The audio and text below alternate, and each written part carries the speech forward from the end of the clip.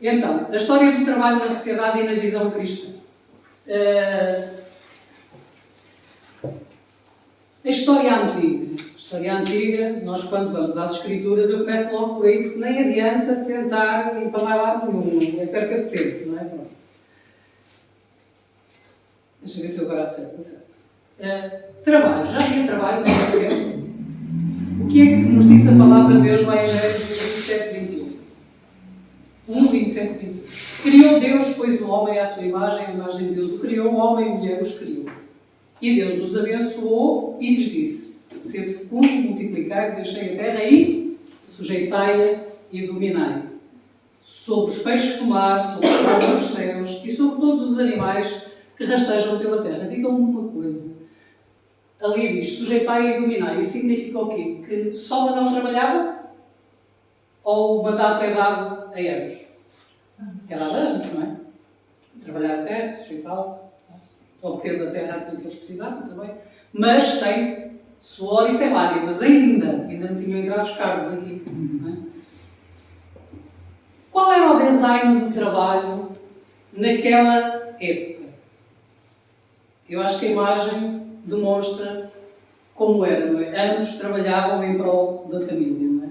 Lá em Gênesis 2, 3 e versículo 15 diz: assim os céus e a terra, as céus da terra e todo o seu exército foram acabados. E havendo Deus acabado no dia 7º a obra que fizera, descansou no 7º dia de toda a sua obra que tinha feito. E abençoou Deus o dia 7º e o santificou, porque nele descansou de toda a sua obra que Deus criara e fizera. E tomou o Senhor Deus o homem e o pôs no jardim do Éden para o lavrar e o guardar. Antes da queda já existia trabalho. O trabalho não é uma maldição. O que depois é uma maldição é a forma como nós temos que obter aquilo que necessitamos através do trabalho árduo, não é? Isso tem a ver com a entrada do carne. Então, no princípio, o que é que havia? Trabalho. Deus trabalhou, correto? O trabalho não é um mal necessário que adentrou o cenário mais tarde ou algo que fora criado para os seres humanos fazerem, mas que estava debaixo da dignidade do poderoso Deus. É melhor. Deus trabalhou por puro prazer e alegria, correto? Ele alegrava-se em tudo aquilo que fazia, não é? Tudo aquilo que ele chamou a existência e passou a existir, ele alegrava-se nisso. O trabalho não poderia ter tido um início mais glorioso. Em Gênesis, vemos Deus como jardineiro e no Novo Testamento como carpinteiro. Deus sempre trabalhou. Quando vamos para a história da mulher no mercado de trabalho, não é? Eles não trabalhavam, se fossem as feministas, abriam as portas. E aí nós vamos para a Bíblia, lá no Antigo Testamento, não é? E lá em Ruth, no livro de Ruth 2, versículos 1 e 3, eu vou pedir a uma de vocês para ler, está bem? Quem é que pode ler aí? Não briguem para ler. Comecem a ler. Está ali, projetado. E tinha Noemi um parente de seu marido, homem valente e poderoso, da família de Elimeleque, e era o seu nome Boaz. E Ruth, a moabita, disse a Noemi: deixe-me ir ao campo, e apanharei espigas atrás daqueles em cujos olhos eu achar graça. E ela disse: vai, minha filha. Ruth era um homem? Não, era uma mulher. E já? Trabalhar. Depois vamos avançar assim um bocado e vamos para a mulher de Provérbios 31. E a única imagem que eu consegui encontrar para esta mulher foi aquela. É a mesma que está na minha cabeça. Não é? Porque, claramente, quando lemos o texto, parece-nos que era algo assim parecido. Não é? Ou seja, a mulher trabalhava, não é? E, pelos vistos, trabalhava com alegria, com gozo, bom ânimo, etc.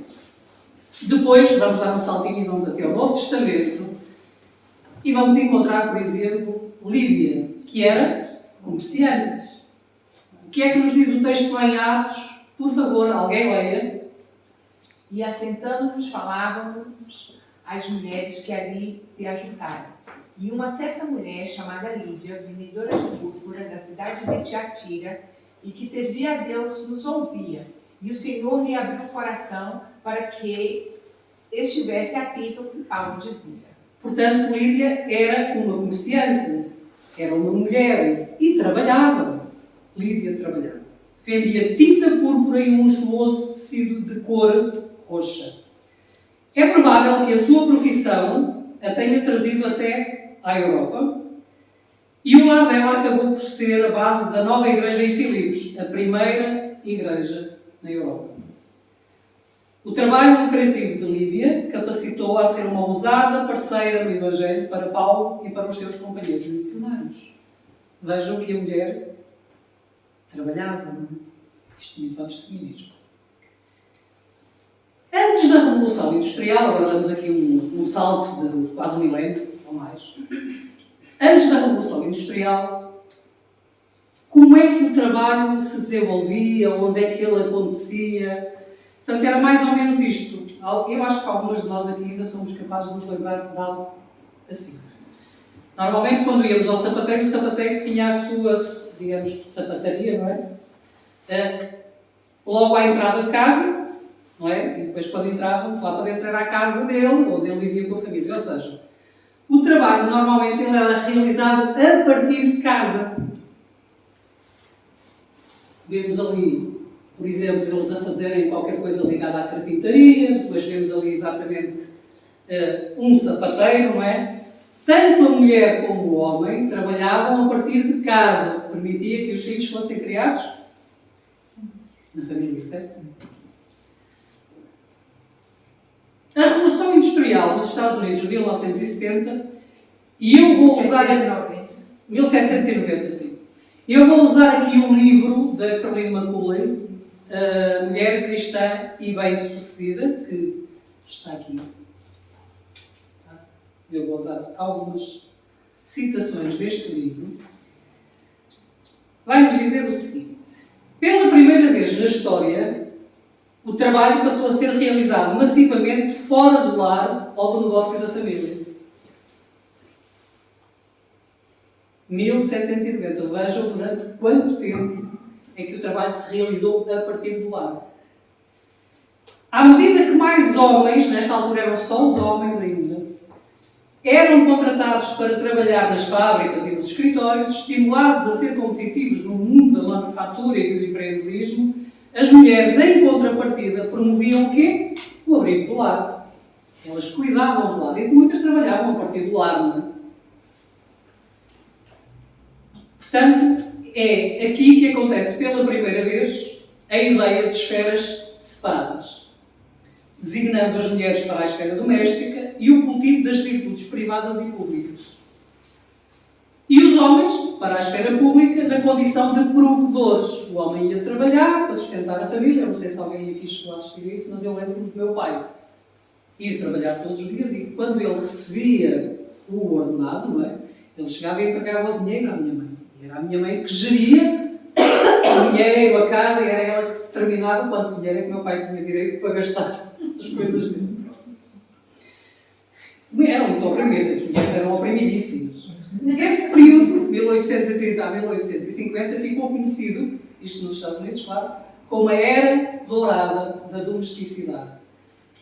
A minha mãe esteve a vida toda em casa, ela nunca trabalhou. Quer dizer, nunca trabalhou fora de casa. Ela costurava, ela fazia costura, não é? Ela fazia trabalhos de costura. Portanto, ela ganhava dinheiro a partir de casa, não é? E o meu pai saía, trabalhava e... Portanto, também cá em Portugal nunca vi a minha mãe queixar-se desse facto, até porque ela adoeceu muito cedo, acabou, e quem é que cuidou dela até ao fim da vida dela? O meu pai. Então, entretanto, surge depois a Segunda Revolução Industrial, na Nova Inglaterra, em 1826. Se eu me enganar na data, se fizer capítulo à vida. E aqui eu trouxe um reporte do jornal daquele tempo que diz que 75 mulheres, jovens mulheres, tinham sido contratadas para trabalhar numa fábrica têxtil. Só que isto rapidamente evolui, não é? E milhares de mulheres foram recrutadas para trabalhar nas fábricas de selagem da nova cidade de Lowell, Massachusetts. E em menos de 20 anos, as tecelagens de Lowell empregaram quase 8.000 mulheres entre os 15 e os 35 anos.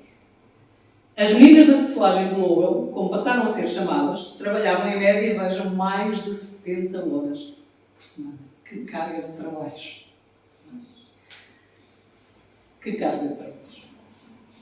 Portanto, a Revolução Industrial produziu imensas fortunas, é verdade, e criou uma grande classe média de profissionais prósperos que nunca antes existiram.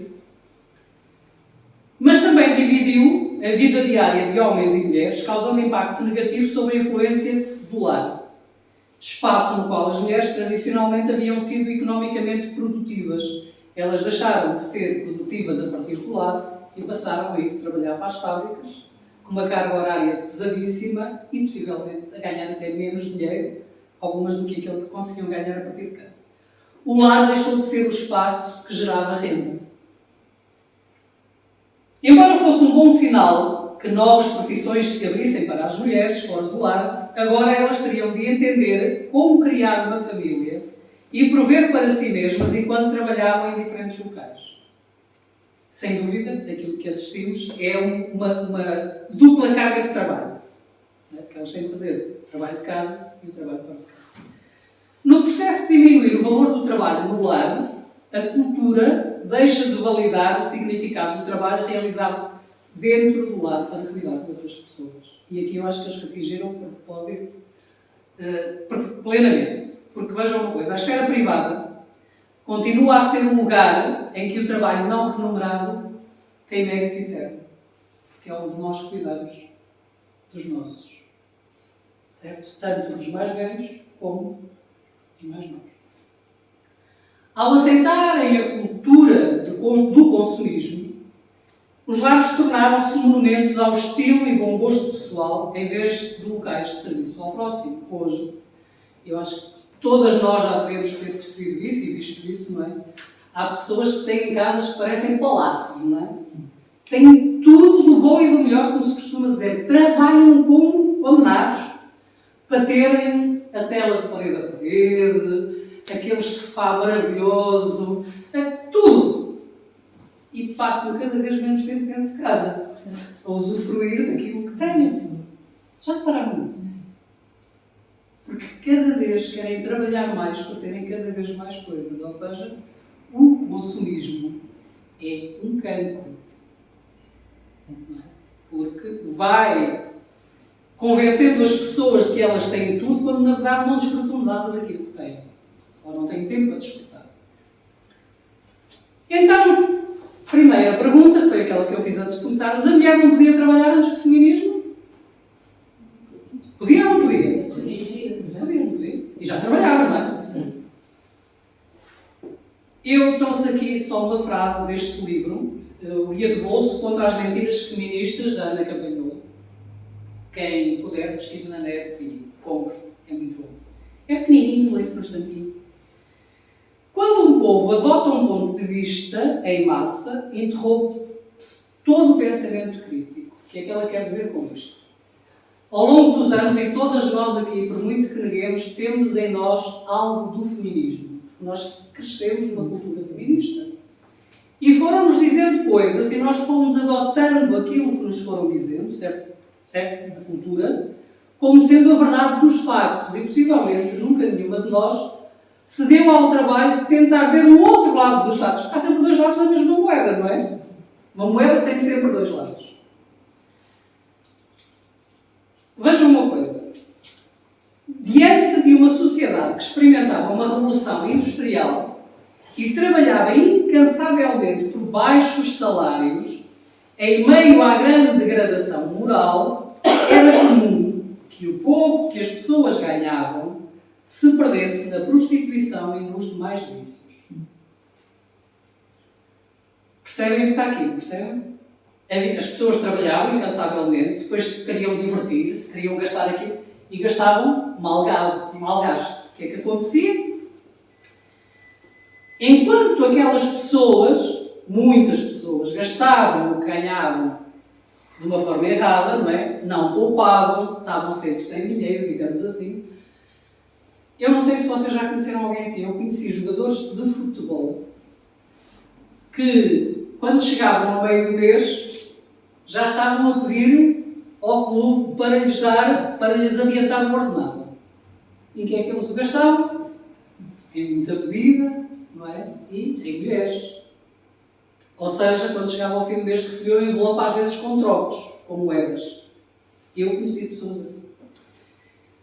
Enquanto eles gastavam o dinheiro daquela forma e chegavam ao fim do mês já sem quase dinheiro para receber para o mês a seguir outros que amealhavam, não é? Mais tarde viveram vidas descansadas porque tinham amealhado. E o mesmo aconteceu naquele tempo. As famílias cristãs, e porquê é que aqui nós lemos as famílias cristãs? E é isso que está no livro da Ana Camila. Porque são, à partida, pessoas tementes a Deus, que trabalham para a glória de Deus e que tentam viver de forma digna, não é? E amealhar, sim, cuidando também do próximo, mas amealhando para terem uma vida descansada, do fruto do seu trabalho, correto? Então, o que é que acontecia com essas pessoas? Elas prosperavam. E começam a surgir, então, cada vez com mais frequência, grupos políticos com a necessidade de questionar a origem da família, da propriedade privada e do Estado. E surge, então, quem? Karl Marx.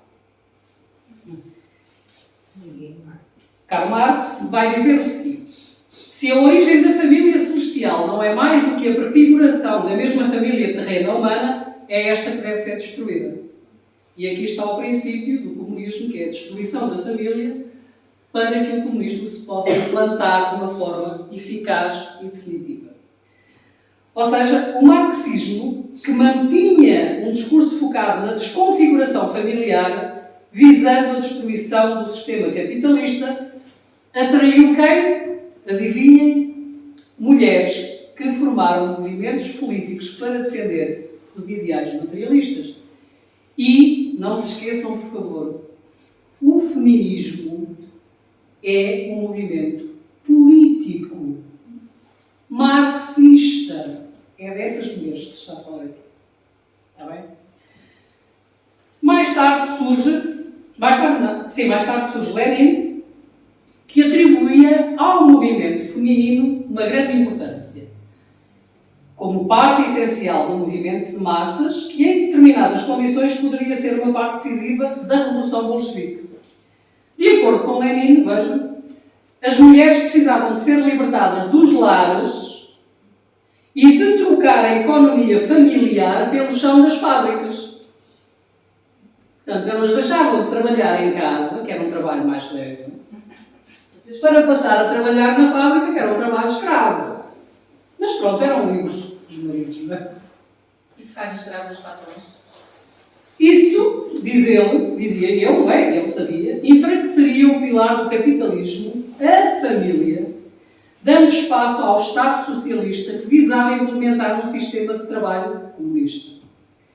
Até aqui, conseguimos perceber que nunca houve um tempo em que a mulher não tenha trabalhado. Já todas perceberam isso? Com ou sem feminismo, a mulher trabalhava e o homem também. Percebemos também que capitalistas e socialistas têm sempre uma utilidade a dar às mulheres, mas libertá-las da necessidade de trabalhar, de facto, nunca é a opção. Não é? A mulher capitalista trabalha para a família, dizem os socialistas, não é? A mulher é escrava do marido. A mulher socialista, de acordo com os socialistas, deve trabalhar para o Estado, para a sociedade. E é neste contexto que surge a feminista comunista Alexandra Kollontai, uma líder revolucionária russa e teórica do marxismo, membro do Partido Bolchevique e militante ativa durante a Revolução Russa de 1917. No seu livro, O Comunismo e a Família, ela descreve como é que se destruiria a família, não é? E vamos então ler algo que eu escrevi, não é? Que eu transcrevi, melhor dizendo, no meu livro Feminismo Tóxico, e que a Alexandra escreveu então lá no Comunismo e a Família. O homem novo, da nossa nova sociedade será moldado pelas organizações socialistas, creches, infantários, escolas, residências universitárias e muitas outras instituições deste tipo, nas quais a criança passará a maior parte do dia e onde educadores inteligentes a converterão num comunista consciente. E eu digo-vos uma coisa, isto foi escrito em 1918 e nunca esteve tão atual. Portanto, isto é o que hoje se faz. Para a mulher e o homem trabalharem fora de casa, é inevitável, não há como. Estamos de acordo, não estamos? Quem é que cuida dos filhos? Ela vai dizer o seguinte ainda. Desde agora, a mãe operária que tenha plena consciência da sua função social e levar-se-á ao extremo que chegará a não estabelecer diferenças como os teus e os meus. Terá que recordar sempre que de agora em diante não haverá mais nossos filhos, mas sim os filhos do Estado comunista. Um bem comum a todos os trabalhadores. As mulheres devem acostumar-se a procurar encontrar sustento noutro lugar, não na pessoa do homem, no caso do marido, mas sim na pessoa do Estado. Espera aí, mas isto é só trocar uma dependência. A mulher não fica mais livre. Certo? Ela fica mais escrava. Ano a ano, prossegue ela, dia a dia, foi crescendo o número de mulheres pertencentes à classe trabalhadora que abandonavam as suas casas para engrossar as fileiras nas fábricas, trabalhando como operárias, ajudantes gerais, lavadeiras. Segundo cálculos de antes da Grande Guerra, nos países da Europa e América, chegava a 60 milhões o número de mulheres que ganhavam a vida com o seu trabalho. A imensa maioria dessas mulheres estavam casadas. Fácil é imaginarmos a vida familiar que podiam desfrutar. Isto é ela que está a escrever ainda. Que vida familiar pode existir onde a esposa e mãe está fora de casa durante 8 horas diárias? 10, melhor dizendo. Respondam.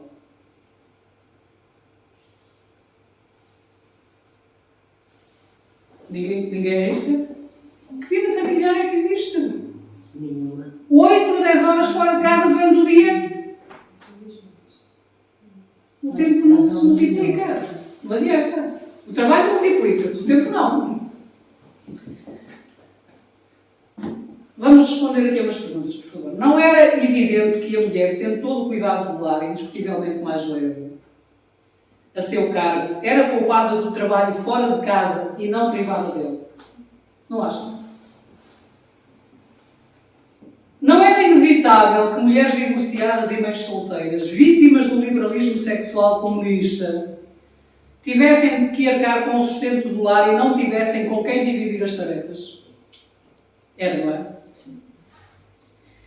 Não era de prever que os homens fossem os primeiros a aproveitar a lei do divórcio, que as mulheres tanto quiseram, não é? Para abandonar a família e as suas responsabilidades? É evidente. Não é? E, mais uma vez, não é? Bem-vindos ao século XXI. Porque tudo aquilo que ela queria está aí, não é? À nossa volta. Ela diz ainda, no tipo de familiar que estamos acostumados, o marido é quem ganha o sustento, que mantém a mulher e os filhos. A mulher, por sua parte, ocupa-se dos afazeres domésticos e de criar os filhos. Antes, o homem era a única possibilidade de sustento da família, porém, desde os últimos 50 ou 60 anos, temos visto na Rússia, e antes dela noutros países, que o regime capitalista obriga as mulheres a procurar trabalho remunerado fora da família, fora de casa. Ela está-se a referir à Revolução Industrial, que já tinha acontecido na Nova Inglaterra, nos países ocidentais, certo? E que ela dizia que tirava as mulheres de casa. O mais incrível é que ela quer fazer exatamente o mesmo na Rússia. Só que em trabalhos mais pesados do que aqueles que entretanto já começavam a surgir na Europa. Com isso em vista, a feminista profetiza o agigantamento do Estado de forma a usurpar todos os papéis sociais que a mulher desempenhava no seio da família. Ela tinha uma visão de cozinhas coletivas e restaurantes públicos que tirariam da mulher a preocupação com a alimentação do marido e dos filhos. Agora, por favor, olhem para esta imagem. Aqui há uns tempos eu dei por mim num shopping a olhar para mulheres com aquelas logos. Já viram aquelas logos? De fazer aquelas massas? Já viram que aquilo é pesado, gente, a sério, nunca pegaram numa, aquilo é pesado mesmo. Ela aqui diz que a mulher não tem que se preocupar com a alimentação do marido, mas tem que se preocupar com a alimentação de não sei quantos clientes que passam por ali e está ali. A sério. A trabalhar duro, porque aquilo é trabalho duro. Percebem como ela melhorou de vida? Deixou de depender do marido, certo? Mas vejam, o trabalho só aumentou. Eu não estou a dizer que as mulheres não devem trabalhar, não entendam isso. Só quero que percebam a narrativa que levou as mulheres a acharem que era melhor serem independentes do que dependerem do marido, não é? E terem que educar os filhos, não é? E de deixarem o trabalho da educação dos filhos. Ela também pugnava, não é, por lugares especiais para passar e remendar a roupa para que a mulher tivesse mais tempo para se dedicar à leitura. O único problema é que não me palpita que elas se tenham dedicado à leitura. Mas isto, que era um trabalho que era feito a partir de casa, lembram-se que foi aquilo que eu praticamente já disse que a minha mãe fazia, por exemplo. Agora, elas pagam aluguer, elas pagam impostos, elas pagam tudo para receberem talvez até menos, aliás, recebem de certeza muito menos, do que aquilo que receberiam se trabalhassem a partir de casa.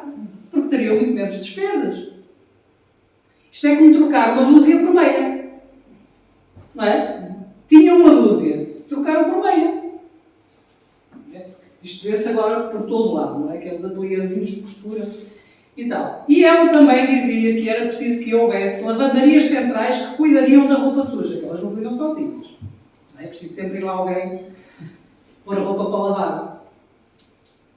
Mas vejam como todo o projeto dela para destruir a família hoje está em prática.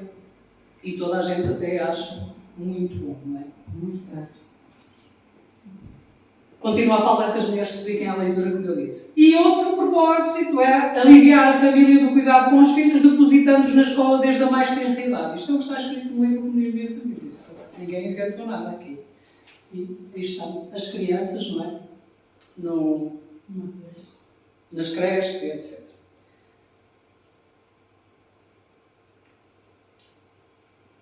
E ela percebe que começa a haver um problema, certo? Ela diz o seguinte: ainda teremos que lidar com o problema dos filhos. Porque lembrem-se que naquele tempo na Rússia não havia ainda creches. Lembram-se? Não havia. Porém, no que se refere a essa questão, o Estado dos Trabalhadores lançar-se-á em auxílio da família, substituindo-a gradualmente. A sociedade tomará conta de todas aquelas obrigações que antes recaíam sobre os pais. E vocês dizem assim: Marilena, mas isso foi bem em 1918. Hoje em dia o Estado quer lá saber dos filhos dos tugas. Enganam-se. Porque, recentemente, na Câmara Municipal de Lisboa, na Assembleia Municipal, Jorge Sarmento Moraes, chefe de gabinete do Dr. João Costa, disse isto: o papel das escolas é retirar as crianças à família para as fazer crescer em comunidade. Mais uma vez, bem-vindos ao século XXI e às propostas da Alessandra Monteiro. O que é que tudo isso, aquelas políticas que foram instituídas na Rússia naquele tempo, o que é que elas provocaram? Exatamente aquilo que vocês estão a dizer. A libertação feminina, não é? No primeiro governo assumidamente comunista, fracassou. Porque isto foi o que começou a acontecer. Montes de crianças abandonadas na rua, sem ter quem cuidasse delas, sem terem quem cuidasse delas. E quem escreve isso não é nenhum cristão assim preconceituoso. Foi Kate Millett, outra ultra-feminista, que reconheceu o drama vivido na Rússia de Kollontai. E que nós hoje estamos a viver, não é? Então, é irónico que depois da Revolução os homens revolucionários abandonaram as suas mulheres e ainda as acusaram de serem reacionárias. Bem feita, não é? Recentemente, no livro O Outro Lado do Feminismo, de 2015, as autoras Schlafly e Wencker apontam alguns dramas que levam tantas mulheres a serem enganadas pelo discurso feminista e a acreditarem que só se realizam verdadeiramente se tiverem uma carreira. Então vejam, por favor, o que é que ela diz. Você aprende com os média que muitas mães do nosso tempo trabalham, mas não têm escolha. Pior ainda, disseram-nos que as mães devem ter jornada dupla, que essas mulheres estão sobrecarregadas. É óbvio. Quando as mães trabalham o dia todo fora de casa, não têm tempo para desempenhar incontáveis tarefas usuais feitas pelas donas de casa, como cuidar dos seus bebés e filhos pequenos, planear, comprar e preparar 3 refeições saudáveis por dia, lavar roupa, lidar com a organização da casa, resolver problemas, participar das atividades escolares, levar os filhos a diversas atividades, levar as crianças às consultas médicas, cuidar dos mais idosos e organizar a vida social do casal. É elementar. Se o marido e a esposa deixam de lar para trabalharem a tempo inteiro fora dele, alguém terá que fazer todo o trabalho doméstico e os filhos terão que ser deixados em algum lugar, a tempo inteiro, para serem cuidados e educados por outras pessoas que não os pais. E é por isso que nós temos neste momento aquilo que temos nas escolas. É por isso que a ideologia de género, por exemplo, entrou nas escolas. Porque as crianças não têm ninguém que fique com elas em casa. Então o Estado já percebeu que elas estão à mercê daquilo que eles quiserem fazer. A escola é uma ferramenta poderosíssima nas mãos das feministas e é por isso que elas não querem que as mulheres escolham ser mães a tempo inteiro, de acordo com Schlafly, não é? Desculpem lá. Todas essas coisas são abandonadas quando ambos os pais trabalham a tempo inteiro. Só aqueles que têm condições de contratar ajuda estão em grande parte livres de tais preocupações. As feministas não desejam que as mulheres queiram ficar com os filhos, pois isso estraga o seu plano de mudar a sociedade. E alguém poderá dizer, mas alguma feminista disse isto? Disse Simone de Beauvoir. Ela diz que nenhuma mulher deveria ser autorizada a ficar em casa para criar os filhos. Ela diz que as mulheres não deveriam ter essa escolha.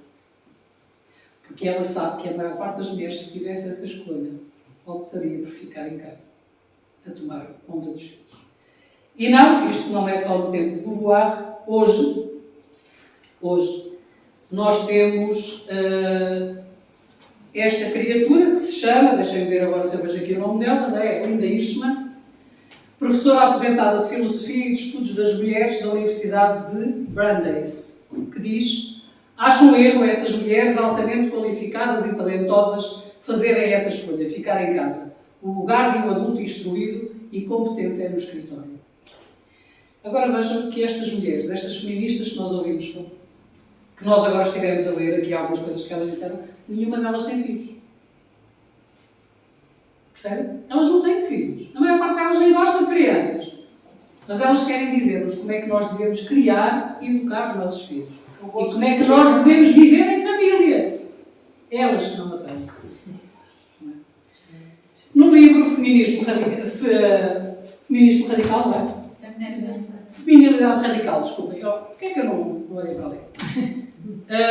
Macaulay vai-nos dizer o seguinte: apenas uma dona de casa é uma frase que a nossa cultura usa para minar a importância de uma esfera privada.